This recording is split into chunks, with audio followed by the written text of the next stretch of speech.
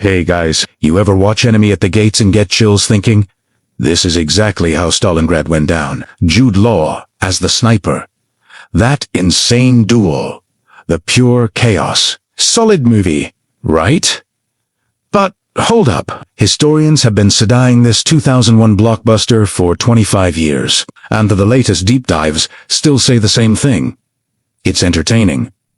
But it straight up butchers the history. Let me show you why. First off, the very first shot, that big animated map of Europe, it literally shows Germany conquering Switzerland and Turkey. Bro, Switzerland stayed neutral the whole war. Turkey didn't get invaded by Hitler either. They didn't even join until the very end. It's such a basic mistake, yet it sets the whole tone. Then we hit the Volga.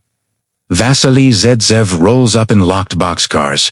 But real Soviet troop trains kept those doors open on purpose, so guys could jump out during air raids. And when they reach the river, the movie has commissars shoving unarmed men into boats in broad daylight. German planes tearing them apart. Yeah, some crossings did happen in daylight under fire. It was desperate. But the film turns it into total incompetence. Real units mostly moved at night, when they could, and officers actually organized them. Next, that famous charge where half the guys have no rifles. Pick one up off your dead buddy.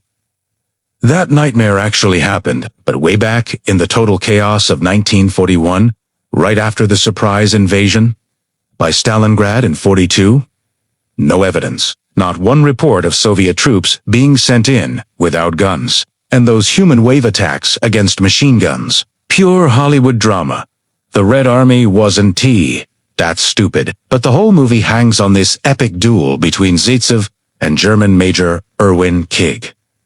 Problem? No German records. No Berlin sniper school guy by that name. Nothing. Even today, with fresh archive checks up to 2025, historians call Kig straight Soviet propaganda to hype. Zaytsev was 100% real legend sniper. But that cat-and-mouse showdown almost certainly made up for morale. Look, the film gets one thing right. Soviet soldiers were absolute heroes, but it bends over backwards to paint the whole Red Army effort as cruel and clueless, while downplaying how they actually turned the tide. Eastern Front stories are rare enough. Why mess with the facts? So next time you rewatch, remember, the real Battle of Stalingrad was way crazier and way more badass than any movie. Drop a fire emoji if you want more history reels like this, and tell me in the comments, what's your favorite World War II flick? Let's talk facts.